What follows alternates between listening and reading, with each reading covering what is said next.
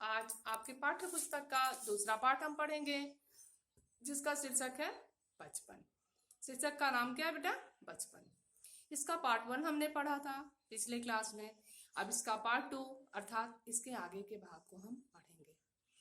लेखिका शिमला के बारे में कहती हैं कि किस प्रकार से शिमला की सौंदर्य का वर्णन उन्होंने करते हुए कहा है कि सुबह और शाम के समय शिमला का जो सौंदर्य होता था उसका निखार की छटा देखने लायक होती थी।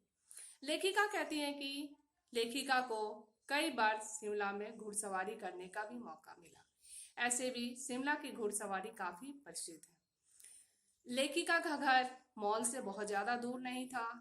मॉल घर से निकलते ही एक उतराई उतरने के बाद गिरजा मैदान और गिरजा मैदान से एक उतराई उतरने के बाद सीधा मॉल। मॉल के काउंटर पर चॉकलेट की भीनी भीनी खुशबू सबके मन को मोह लेती थी। लेखिका बताती है कि आजकल के आइसक्रीम और कुल्फी ने आजकल गोलगप्पा, समोसा, पेस्ट्री, बर्गर इत्यादि का स्थान ले लिया है और उस समय जो सहतूत और खसखस की ठंडी ठंडी मीठी शरबत का लोग मजा लेते थे, उसका स्थान आज कोक और पेप्सी ने लिया, अर्थात कोको कोला और पेप्सी, जिसे आप बड़े चाव से पीते हैं।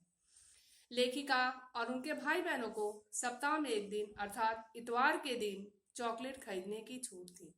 लेखिका के भाई बहन अपने चॉकलेट को तुरंत खा जाते थे, लेकिन लेखिका अपने चॉकलेट को बचा बचा कर मजा लेकर खाती थी।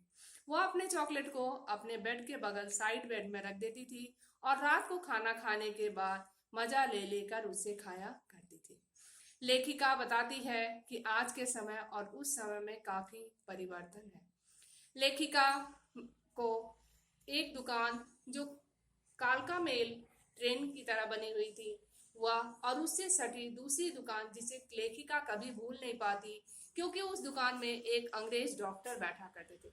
बच्चों, डॉक्टर शब्द का अर्थ हिंदी में चिकित्सक होता है, जो मैंने आपको शब्दार्थ में बताया था।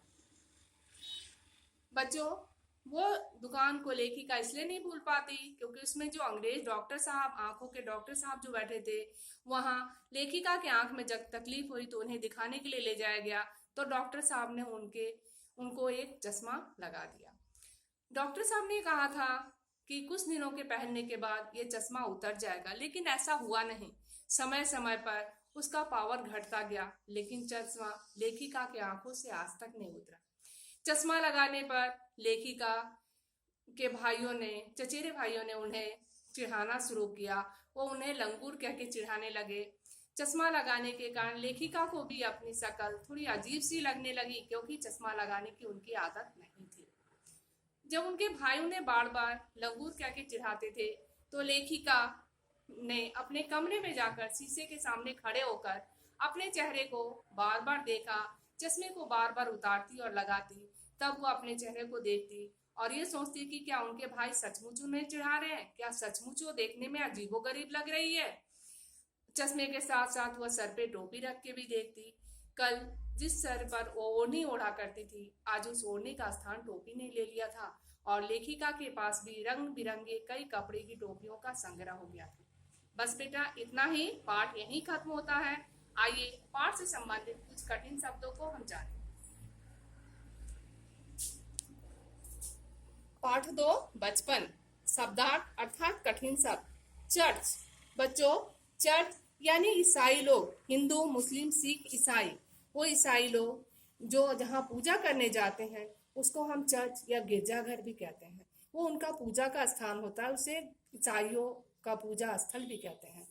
मॉडल आकार, रफ्तार गति, डॉक्टर चिकित्सक, आश्वासन यानी भरोसा, अटपटा अजीब सा, दुपट्टा ओढ़नी, छेड़ा परेशान किया, पॉइंट केंद्र बिंदु, ननिहाल नानी का घर। बस बच्चों, पाठ तो आपका यहाँ खत्म हुआ। आइए इसके प्रश्न उत्तर को भी हम जान लें। संस्मरण से लेखिका बचपन इतवार की सुबह क्या क्या काम करती थी? तो लेखिका इतवार की सुबह अपने मोजे को धोया करती थी और जूतों को पॉलिश करके चमकाती थी। तुम्हें बताऊंगी कि हमारे समय और तुम्हारे समय में कितनी दूरी हो चुकी है। इस बात के लिए लेखिका ने क्या क्या उदाहरण दिया। इस बात के लिए लेखिका ने आदत, स्वभाव और रुचियों का उदाहरण दिया है कि किस तरह से खान पान, आदत और रुचियों में आज और पहले के समय में परिवर्तन आया है। पाठ से पता करो कि लेखिका को चश्मा क्यों लगाना पड़ा। चश्मा लगाने पर उनके भाई उन्हें क्या क्या उदाहरण देते थे।